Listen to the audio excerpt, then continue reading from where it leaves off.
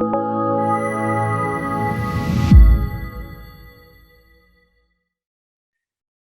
right, I'm Jacob Hornberger, president of the Future of Freedom Foundation, and welcome to our penultimate presentation in our conference series here on End Inflation and the Fed.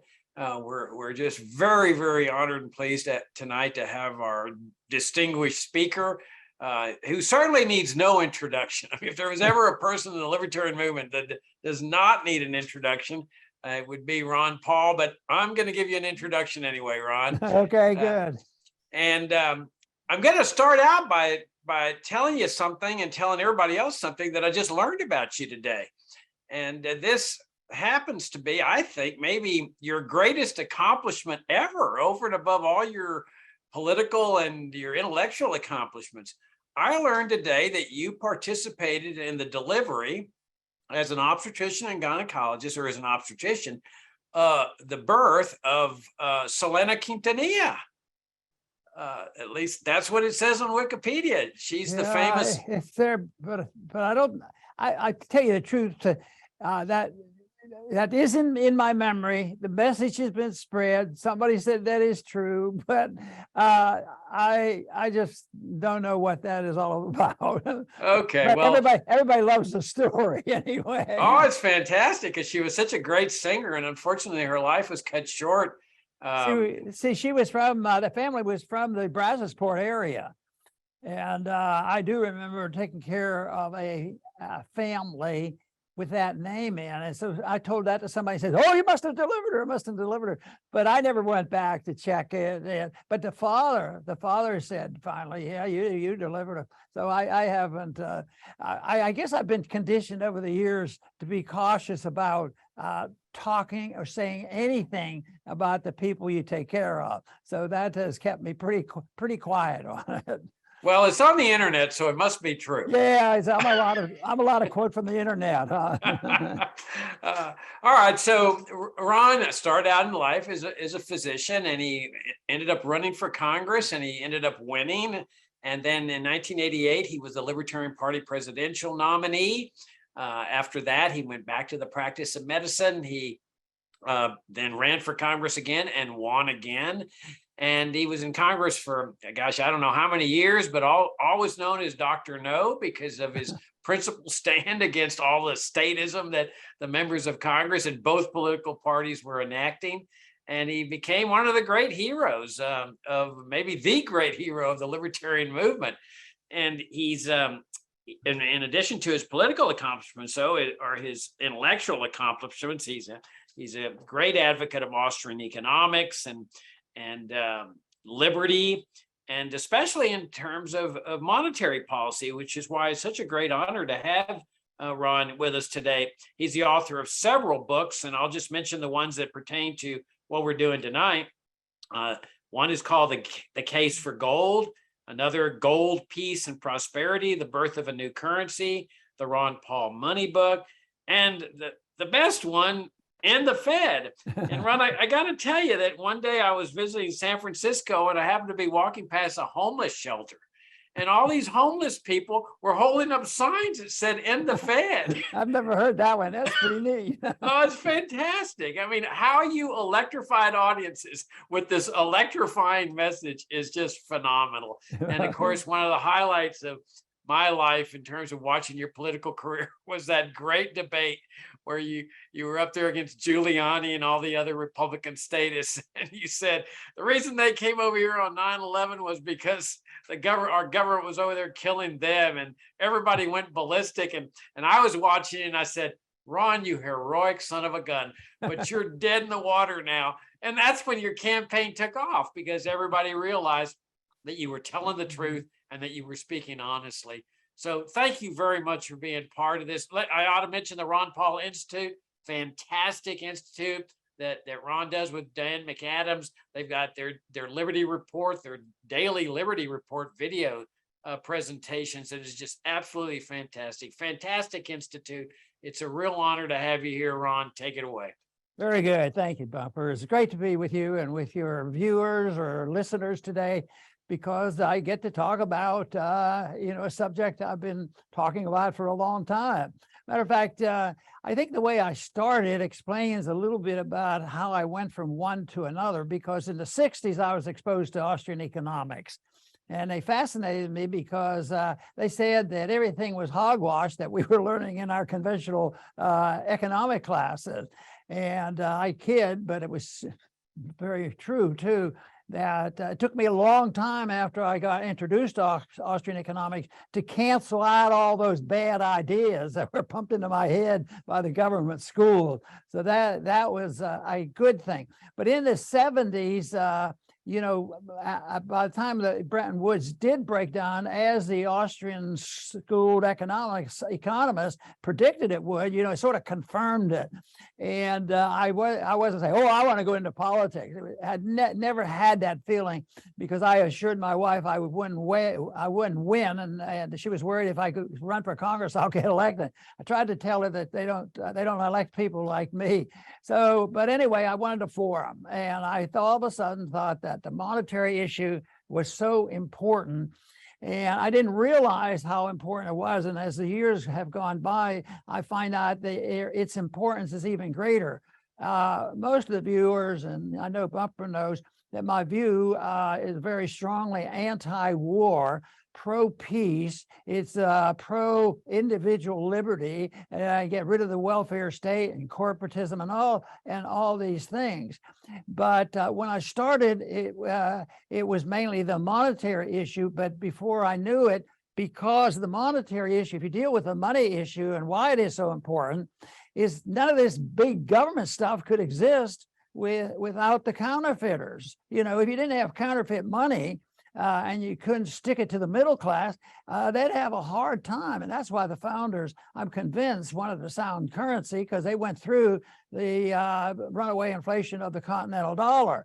And that it was a lesson to them. So it was simple. They have a new country and they have a new constitution, and they say, "Oh, we have to do." No, I'm sort of exaggerating here. They said, "Oh, okay, we can prevent all this, but we're going to have a strict rule against counterfeit money." So there was a prohibition. Nothing but gold and silver could be legal tender. Well, even before the convention ended, or as it ended, there were many who said that that the whole system, especially the monetary system, couldn't work unless the people were a moral people. And now that I think about the financial bankruptcy that we're going through now, that was not a too difficult prediction or an anticipation. But the other one, the moral disintegration in this country, probably is a bigger issue, because it's the people that make the difference. And you say, "Oh yeah, it's those Democrats, they're immoral and they cause all this stuff." Well, they took their share of it, that's for sure. But I've watched over the years that when there's been this anticipation of getting a new government in, that they were expecting to change all that. But I said, you know, there hasn't been an election. It's always still the same. This year, I was a little more hopeful, but it's already turned out that anybody that was very hopeful or anticipating, say, all we have to have is an election. I think there was a division on some of the issues when it came to at least the rhetoric was pretty good, and the lockdown, the ridiculousness of the lockdown on COVID, I think the parties were different. But my concern over the years has always been, yes, what we want, and you've heard it, especially since this election is over, this is the opportunity for bipartisanship. We need to bring the leaders together and work it out, which is what they've been doing for so long. That's the problem. There is, people say, well, you know, I have been, matter of fact, technically I'm still in the Libertarian Party. They say, well, what is your thoughts about the party? Why don't we work on the third party? I said, I think it's a good idea. Third party is going to help, but I'm hoping to start a second party someday, because right now there isn't a second party. And when you look at the problems, you can take it back to the Fed so often. The inflation of the currency, the destruction of the value of the currency is the big issue. And it subsidizes and provides the funding by stealing wealth, principally from the middle class, to finance the people who are on special favors. But it is the middle class by numbers, but it's also by the corporate people. The corporatism is a terrible situation, because right now they more or less are best buddies with the government. So inflation used to be, oh, just the Fed. Well, it's more complicated than that. The Federal Reserve is the vehicle, and it's the one that carries out the message. But there's also this collusion between big government and big business that is a big problem. And they've been doing that. So the coalition of bringing people together really isn't going to work, because they do it all the time. If they're out, if both parties are out campaigning real hard and there's a tough vote to get the budget passed, it's narrow and there's fussing around, boy, I'll tell you what, candidates will rush back just to vote and make sure that both sides endorse the spending. But if they have a vote to go to more war, oh, no, we don't have any wars. We quit that after the Middle East fiasco. They listened to my campaign speeches, so we don't oh, wait a minute, Ron, what do you mean? They found another one. They had Syria, and now they're in Ukraine, and now they want to go into Taiwan. It never stops. And so being anti-war is, a financial issue. It's a moral issue, and it's a big deal, because if you did not have the financing, the corrupt financing of the Federal Reserve, you couldn't finance these wars. The financing would have to come. Well, if somebody invaded this country, it would come from the militia, and everybody would belong to the militia.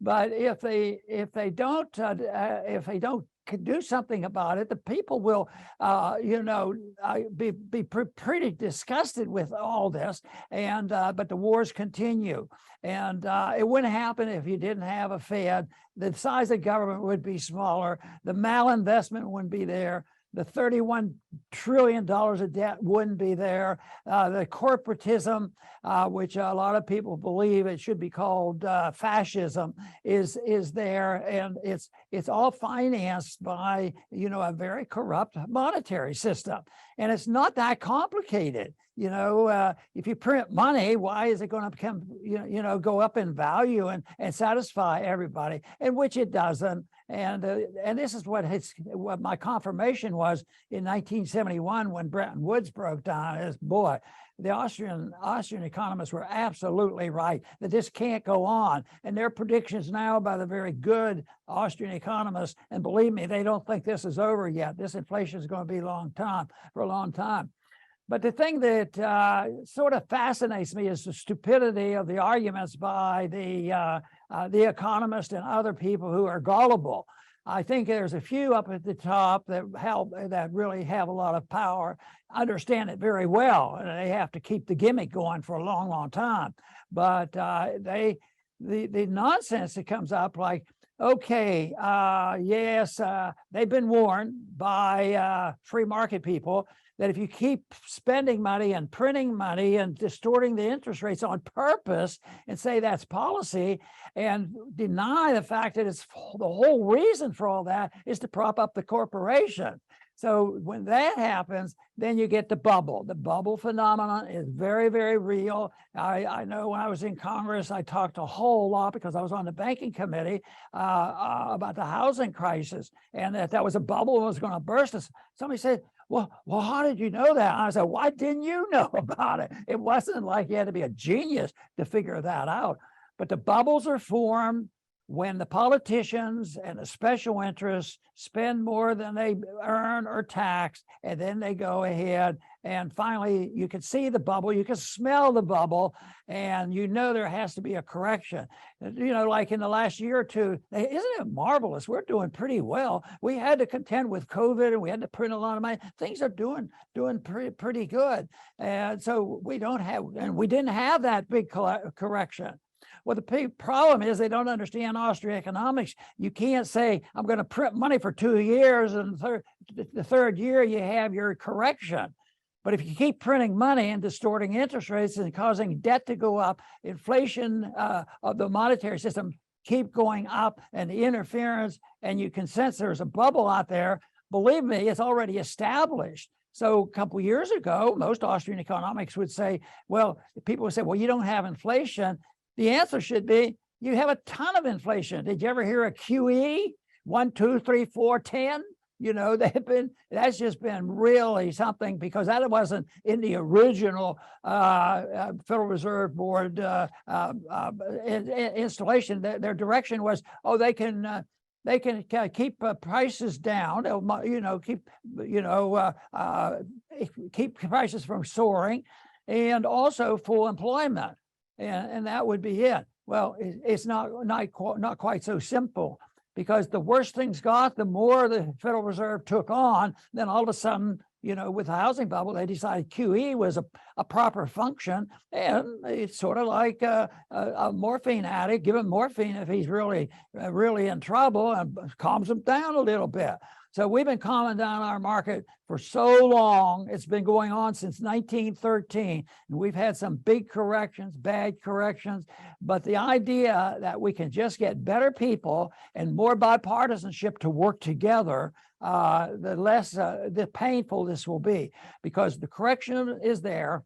And when you have this much distortion, there has to be the elimination of the debt that has to be taken care of. The debt will be eliminated. It will be eliminated one way or the other. Now, if an individual does what the Fed has done and the government has done, and they can't tax people and they can't print the money, and they can't keep up their standard of living, an individual has to quit spending or cut way back, get another job and adjust, or they will go bankrupt. And a country does the same thing, but they go into bankruptcies differently.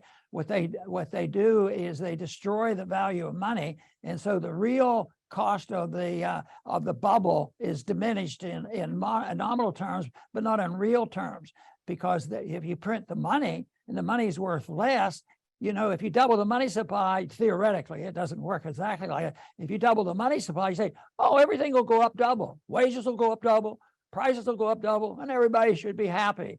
There's no way that's the way it works, because there's a theory, an Austrian school of economics that teaches a subjective theory of value and fixing prices. Even when there's price controls on, there's always if the price controls are on, which we still have a lot of around here, then there's always a black market. But the currency, the debt has to be eliminated, and they won't default, because look at the student loan, $1 trillion out there. Are they thinking, well, they ought to pay it back because you've cheated the other people that you took the money from? No, it's not going to happen like that. It is going to be liquidated. The debt will be liquidated. It's already theoretically liquidated, but it will be liquidated, and then the whole thing will come down. But when I bring up some of these subjects, when we had the Federal Reserve Chairman before the committee, I would mention this. What about this and this and this? And I said, oh, that's okay. That could happen. But they always reassure me. They said, but you don't have to worry. As long as the collapse and the inflation and the deflation, all this is orderly. And it's amazing how often the chairman of the Federal Reserve Boards would use the word orderly. And another thing that they do endlessly, they all do it, especially after the Federal Reserve Boards had their meetings and they're taking questions. The chairman would say, well, we're going to do ABC, and in time we will. It was always in time. They never tell you how long or what it's going to be like, but they say they reassure everybody. And, and the words are very valuable when this happens, because the main job is to reassure the market, because they can lie, cheat, and steal, and they might know better, but it still affects the market, because they figure, well, I know better, but everybody else is going to do the other, and it's time to buy stuff. It's time to sell here and buy there. But so that is the thing. But I believe that there's a couple ways that you actually correct the situation. One is you liquidate the value of the debt by debasing the currency. So the real debt is 21 trillion, 31 trillion. Well, if you reduce the value of the money, it goes down, the real debt goes down. So you've eliminated the debt. So the big question is, how do you satisfy the people? Because they want a cost of living increases, and they're getting them, and they've been cheated. They don't quite understand it because they just think only if they'll send me a check.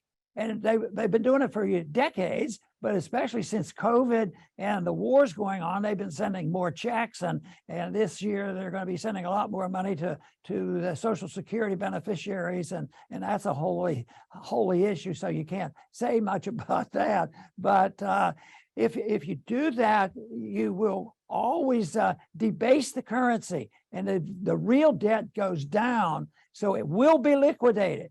This debt and malinvestment will be liquidated, and you don't have to be a genius to recognize it's there and just have a little understanding of how the business cycle works. It's safe to say it will be liquidated. But if you're so bold as to say on November 15th or January 31st, you're going to have this happen, then you're off base, because you can't do that. There are too many variables out there. And so it may be strictly in the inflation of prices, and you will see it very clearly. But sometimes what you get in this is not only does the real value go down, but the nominal value goes down, so people can see a recession and a depression. Now, the wild, weird, analysis of all this is they do it on purpose, because the managers of money claim that, when the economy is perking along, and the interest rates are not too bad, and jobs are being produced, and there's no inflation, they say, oh, but the economy is getting too hot.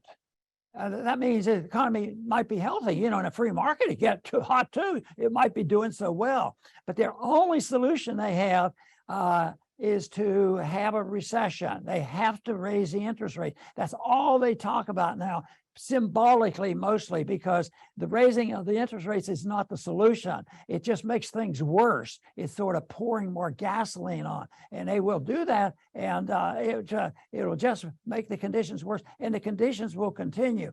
But I think from the perspective of somebody that understands the monetary policy, we have to assume that the Federal Reserve Board and the managers of the financial system and the Congress, they don't have the vaguest idea what to do. All they knew was what criminals do. They lie, cheat, and steal. They borrow money. They never pay it back in real terms. They print money. They're counterfeiters, and that eventually leads to big trouble. And for so long, I would say, say in my lifetime, I was born in the 30s, they've been able to work their way out of it. But, have a recession, and that does knock down the economy, and prices do come down, and finally they have to go back to the same routine. I think that this one is bigger. I think it's huge, and the people aren't going to let it go. And I think some of this stalemate in Washington right now isn't too bad of an idea. It might stymie them a little bit, but it's not going to solve the problem, but I think what it represents is not a coming together. It's a vitriol. I think people, the two parties are, especially the one party that disliked Trump, they live in hatred. And they think that if that's their whole policy is designed to hate. And, I think one of the reasons this mess that we got into, the political mess, was when Trump was running and he was a candidate, and he would say things that were outrageous, and they were rude and outrageous. People say, he can't do that. That's politically incorrect. He's a bum. Oh, well, that was so bad that everybody's going to hate his guts. The next day, they woke up and people liked what he said. We want him to spit it out there. If you think what the politicians are doing and they're pulling their legs, so the people liked it. Was strange.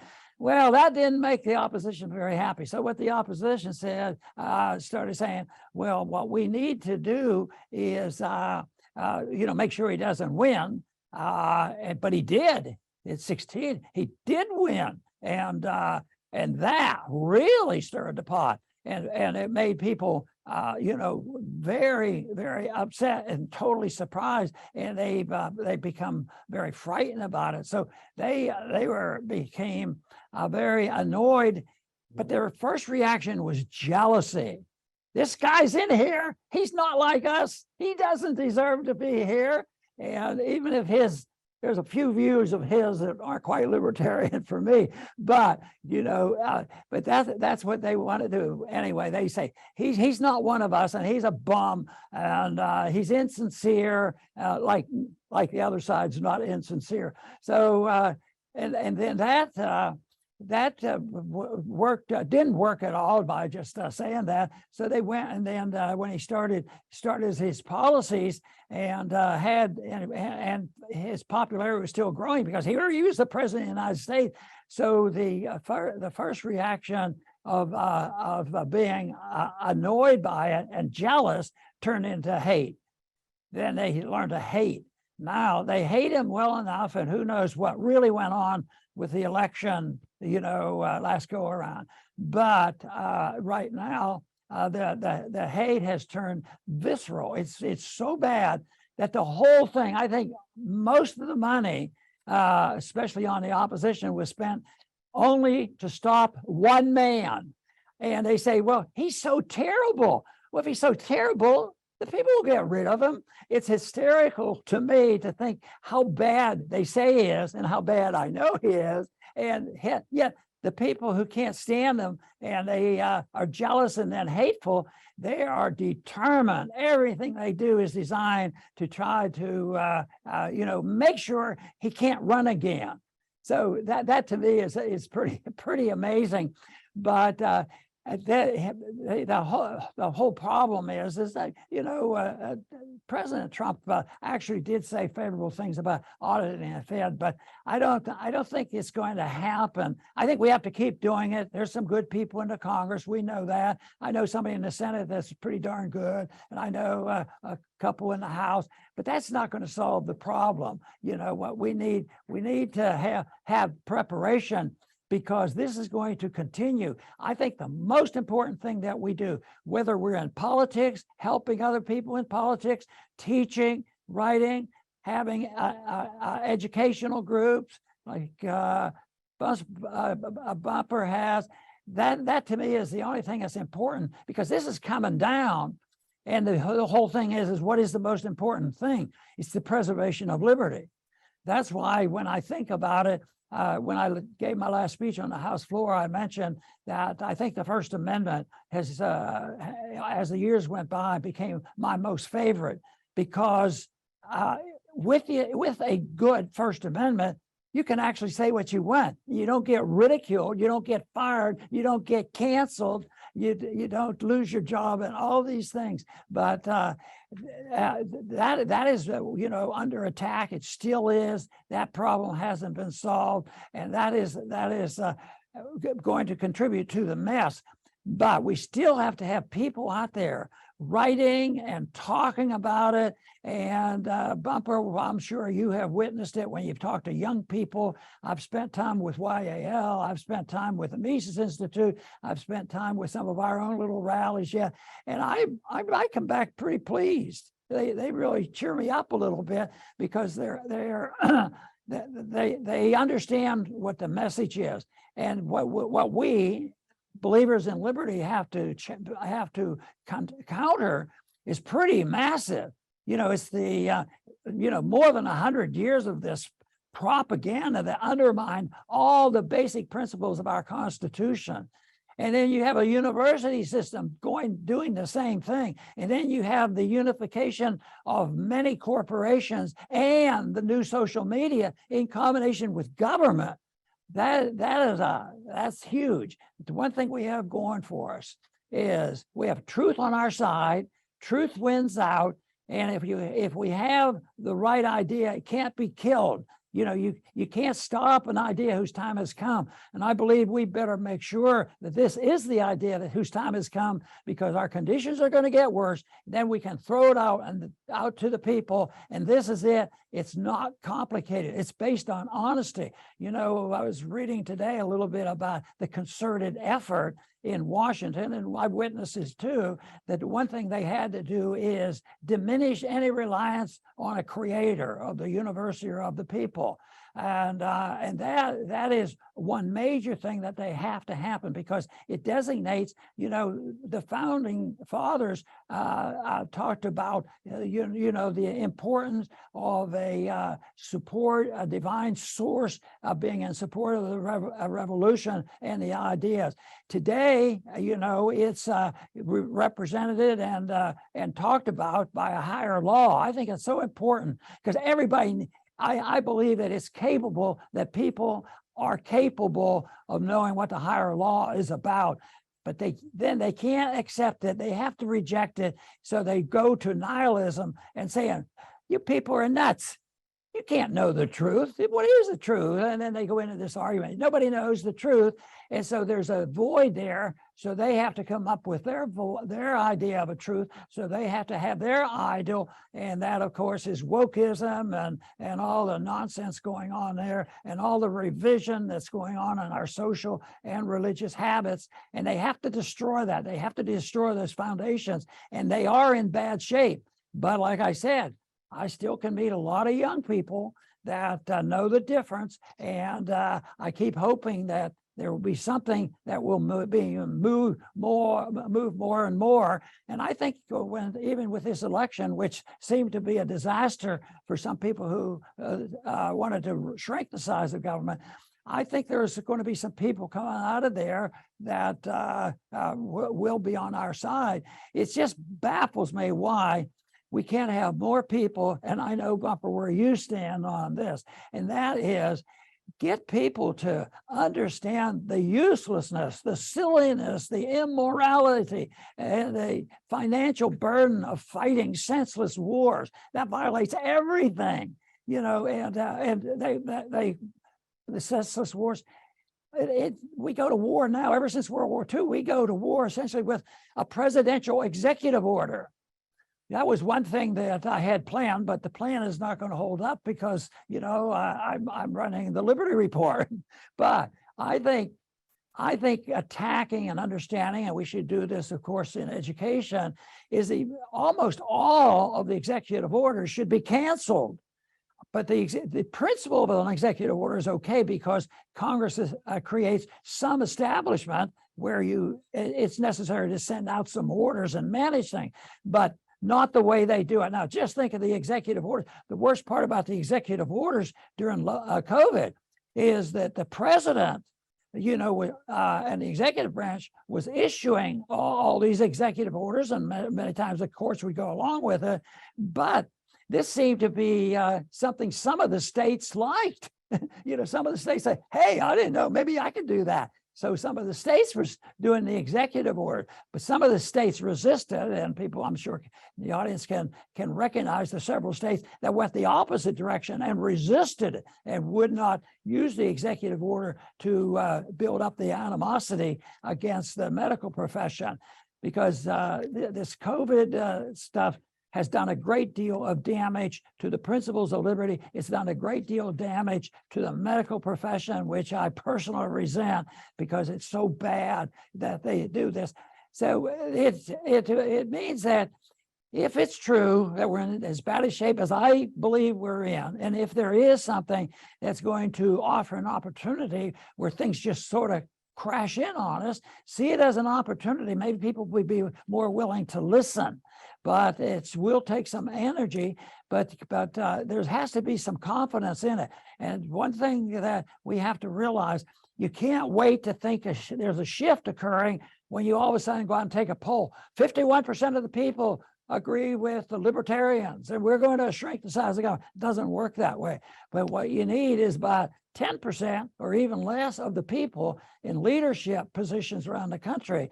You have to get them into an educational system different than the educational system we have now. One of the reasons why I have a homeschooling program, and that is that the people have to be exposed, because I give them the benefit of the doubt. If they get the information and they can erase some of the bad stuff that they've been indoctrinated with over these many, many decades, that is what we have to do.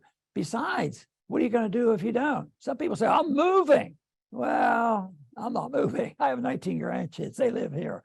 I'm not moving, because ideas are in this day and age, ideas can be spread, should be spread.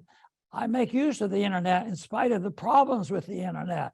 And hopefully somebody will come along and really make it a market group of people rather than a corporate system that's nothing more than an ally of the government. That's a big problem for it. So I think the problems are well known. I think the answers are not complicated. The monetary system is just tell people, why should the government be allowed to counterfeit your money?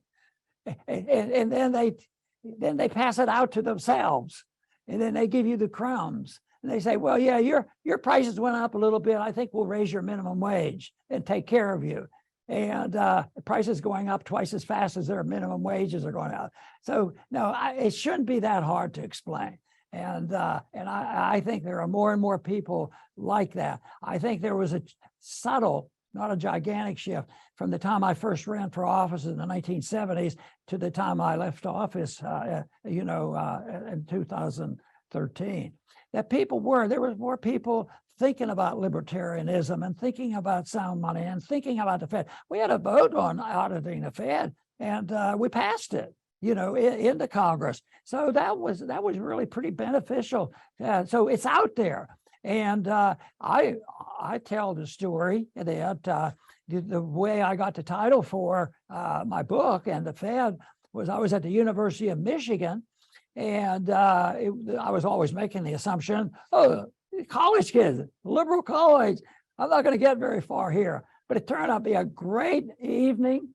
And for some reason, somebody snuck in there, and guess what they started chanting? And the Fed, and the Fed. I said, well, that sounds like a good thing to do. And that originated somewhere else, things that somebody else said or read. So there's a lot of benefits that way that come, and we have to be very alert to that because we can't throw up our hand.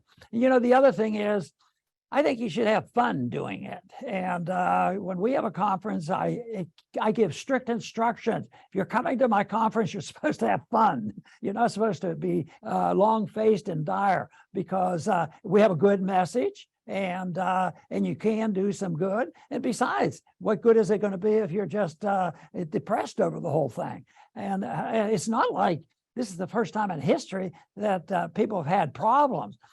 For some reason, I think this distortion of the economic moral system might be one of the worst we've had. So therefore, we don't know exactly how this will play out. But I do know that if people who know and understand what I'm talking about are participants in doing something about it, it can be very beneficial. So I think that is important.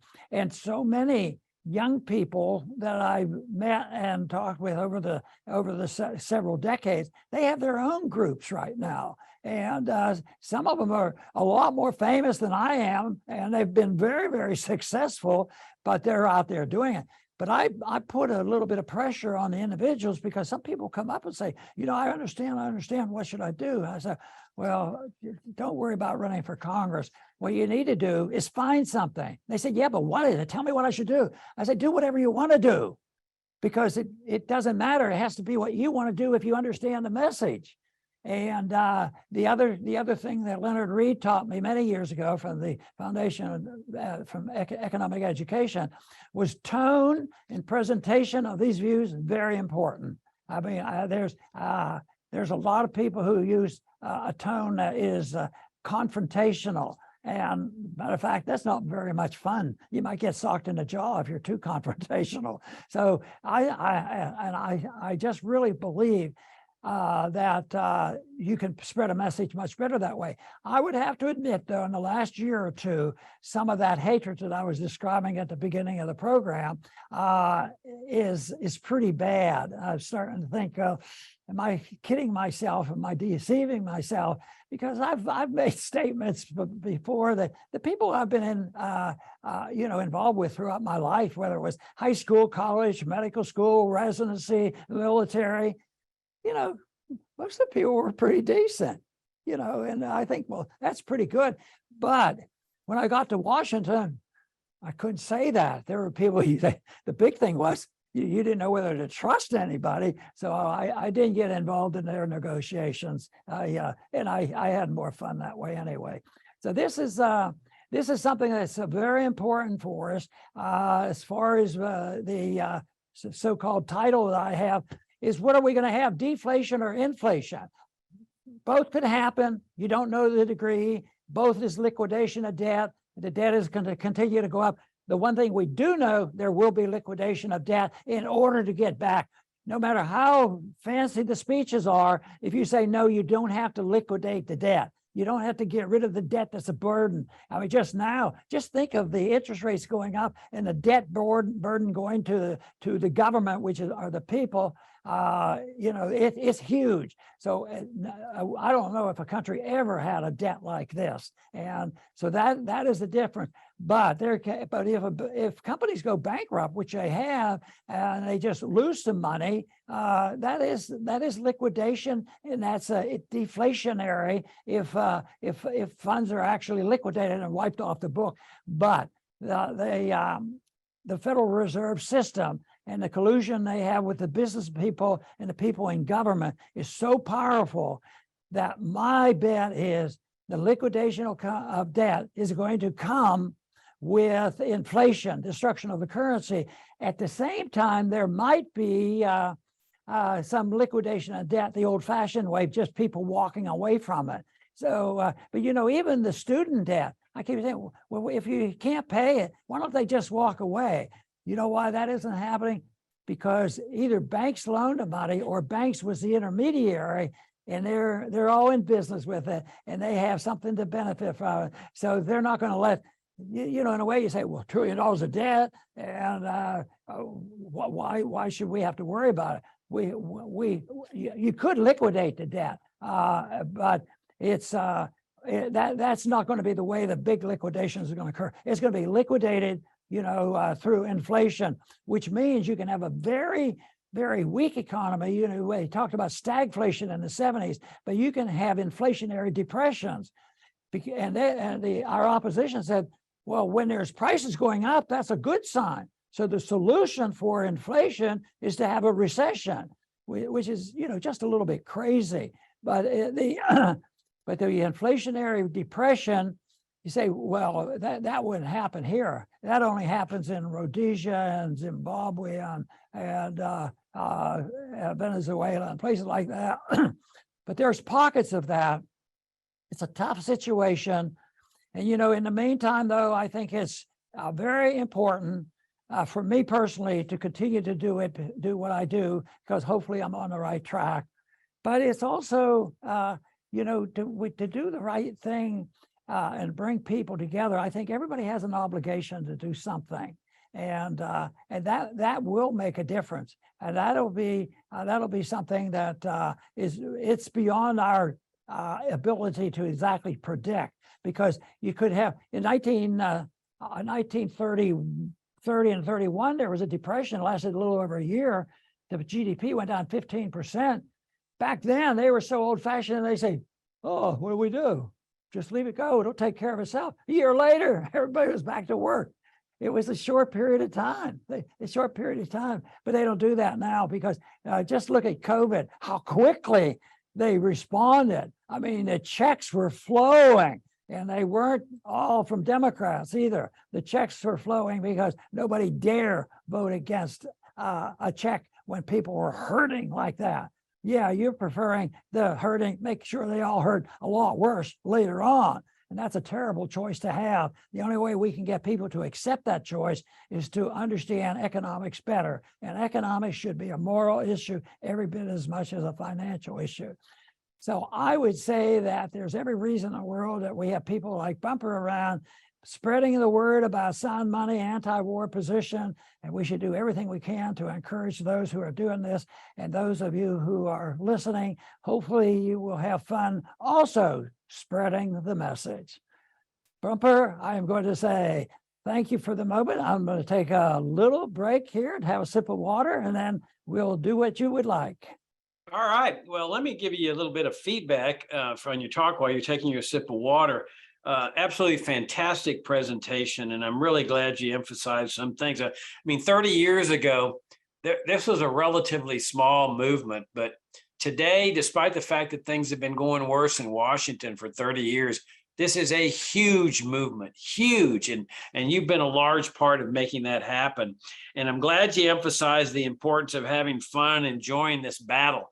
So there's a lot of people, as you know, that burn out real fast because they overwork themselves and they get overly anxious and they get overly concerned that the world's about to end and they burn out. And so I'm glad you emphasized that. I'm really glad you mentioned Leonard Read.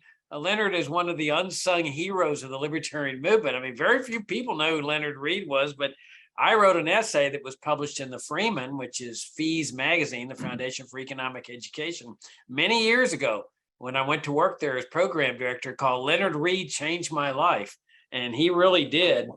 And then your point about obligation, about people need to get into this battle, reminds me of that great quote by Ludwig von Mises that said, when society is hurtling toward destruction, nobody can stand aside with just indifference. You got to throw yourself into this battle. So thank you very much. Let's get to the questions. Okay. All right. The first point is not really a question. It says, right now, I just wanted to say hi to Ron and Jacob. I first voted for Ron in '88 and met him in Spokane some years ago. Thank you for all you've done and that you still continue to do. All right, the next question, or the first question is, how did you discover Austrian economics? Did libertarianism lead you to Austrian economics or vice versa? I got exposed probably through the Goldwater campaign, because there were some books put out that would mention, I think at that time, Hayek was well into the news, and I think I picked up Road to Serfdom and read there, and it just fascinated me. And I made the discovery, boy, this is pretty neat. There's some smart people that agree with me.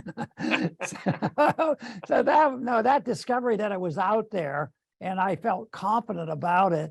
The introduction was the monetary issue, because I was close to it. I had studied it and the predictions came out and they were right. But then as the years went on, I realized it's a bigger issue than I thought at the beginning. Everybody knows money's important, but just think of all the financing going on, all the financial bubbles, personal liberty, the wars that are being fought, the welfare, warfare state, the whole thing, and how many problems lead to Washington and the abuse of our personal liberties.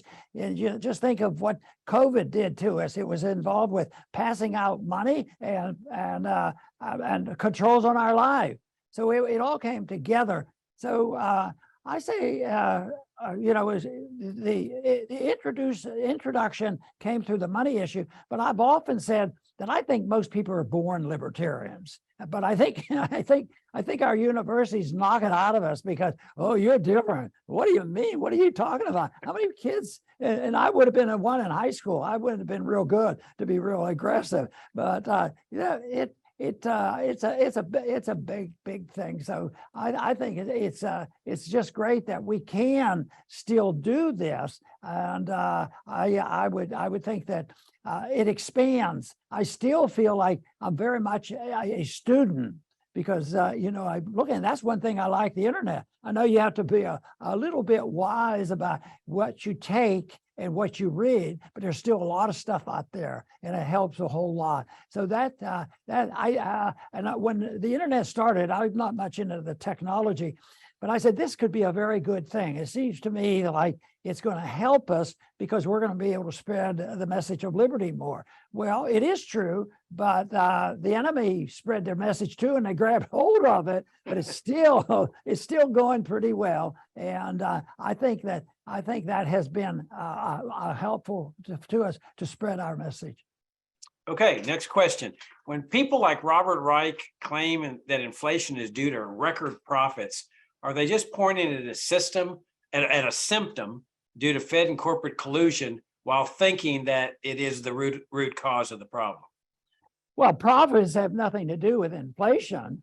If you're living in a free market, if you're in a free market, profits are an evidence that you are doing a good job. You're a moral person, and you believe in true democracy because your votes come from the people who buy your product. I think that's the only type of democracy that I like to defend. They do that, and then you make profits because you run it well. Then there becomes a personal issue. Let's say you are very good at that, and you are living with the morality of a free market and sound money, and you make a lot of money. I still think that the individual will be the one to make the decision on how to solve social problem. And if there's somebody has a need of help, that comes a different way. But a lot of people worry about that because they think that nobody will take care of them. But I think under our system, there will be so many less people in need of help. And yet I believe that the American people especially have been very, very generous. So we have to do that. But they should never be allowed to say, oh, it's the profits. That's the destruction of the marketplace. What is a profit? Now, if you're making a profit because the government is giving you a special favor, or you make your money because the government is your customer, there's all kinds of things. And there's not many things these days that you can be absolutely, away from the government. The government invades just about everything. And that becomes a little tricky at times. But the principle of making profits, the more profits you make in an honest system, that is good. Because what if a person makes $10 million, he made good profit, he's only going to spend $1 million. What's he going to do with $9 million? He doesn't need it to live. Now today we have to talk about trillions or something. But he has $9 million he don't want to do it. So he has to save it. Now the saving is going to be made available to somebody else to invest it and go and make some profits. And then that's when the correct decisions are made. That's when the malinvestment quits. That's when interest rates send a real message. That's one of the most destructive things going on in a system that we have today. And what the Fed has done from the very beginning is the manipulation of interest rates. That's a price. Price controls are very, very bad. And the price control of money, which is the interest rates, that is so damaging because that causes people to not save money. And even if I've been so disappointed in the later years now, because we have the grandkids, it's hard to teach them about frugality. When I started saving money, and by the time I had enough money to go to my first year of college, I had worked on a wage. I don't even know if they had a minimum wage, but less than $1 an hour. And but things were different then. So it's you can do it in the marketplace, but it's hard now to do the same thing because prices are outracing the benefits that are going to the average person, and that is why that you have the social discord, and that's why you have the arguing and fighting among us. Okay, next question. Do you endorse fractional reserve banking?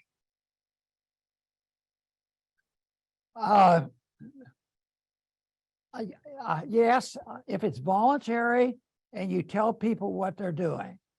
I don't endorse it for the Federal Reserve because they're untrustworthy. But if you put $100 in the bank and in a free market, say, well, I'm going to keep my $100 there. I'm going to give it to you for 3 months, loan it out, and give me my interest back. And you can't loan any of that part out. So that would be illegal. But I've thought about it a lot, and I tend to think that contracts and voluntarism is a pretty good answer for a tough question. So therefore, if I put my $100 in there and the ordinary rate that you're going to pay me is 3%, and they have a good reputation, they've never failed on making a good investment and loaning out the money. And they said, well, if you let me loan that money out, I'm going to give you 5% or 4%.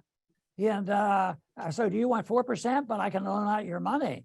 Yeah, I think the person could make up their own mind about that. I tend to think that almost any issue, if you think about voluntarism and contracts, that's what we don't talk a lot about.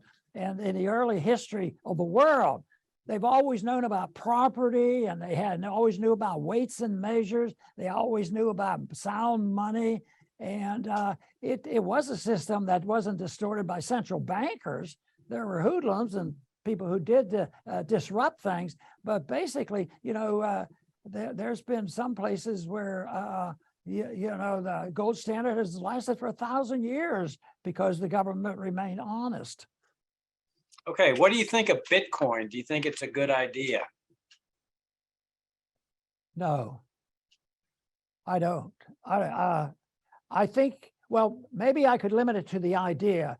Blockchain technology, I say, I don't understand it, but it sounds like that's a technology and that can be beneficial. But to say that, if one of my kids come and say, I read about this Bitcoin, I say, yeah, he probably ought to buy a gold coin. So but I go to a lot of conferences where they talk about cryptocurrencies and Bitcoin. And I often wonder, why do they all have me there? I don't bash it, but I don't, jump up and down to tell how wonderful it is. And I think the reason why I go to those conferences, because I have access to people who think like libertarians do all the time. They want independence. They want to be anonymous. They want to be transparent. They want to be honest about what they're doing, and they wanted to avoid the banking system and the Federal Reserve. So I always explained that my responsibility where I was in Congress was to try to encourage competing currencies. So I bought into a lot of the Hayek stuff, and some libertarians don't, to have competition in currency. But if you had no bank, it'd have to be competition. You'd be, but if you have competition in currency, and that would apply to the crypto too at all, you can't ever get involved in fraud. I mean, there has to be some limits. You can't say, do this and this and this, and that's what's going to happen to your money. So that would be the limitation. But there's something about doing it as an investment. No, you asked me if I would buy it or not. No, I don't. But people have donated to us, and we don't fight it. But we don't sit and talk a whole lot about if you take a Bitcoin, if it's 1,000 now, it's going to go to $68,000. No, I don't. There's something a little strange about that. All right. Well, our policy is to end at 8, and we've only got about 2 or 3 minutes, and it's not really enough to address any more questions that we have there. But Ron, I just want to tell you, thank you very much for taking the time and making this excellent presentation on really one of the burning issues of our time. I mean, there's very few issues I think are more important than sound money, but I'm glad you stressed war and the factor that plays in all this. And thank you for your nice comments about the Future of Freedom Foundation. That's a nice honor. And I'll return the favor. I mean, the Ron Paul Institute's a great inspiration for me. Absolutely love the work. Love participating in your conference at Dulles Airport every year on peace and foreign policy. So thank you. Thank you all for tuning in. Next week is our final presentation by yours truly. That's me. And I'll be wrapping up this conference, which has turned out to be excellent. And Ron, your participation in it has absolutely made this a great conference. So thank you very much again. It's great. Big honor to see you. Bumper, thank you very much. And thank you to our viewers and audience.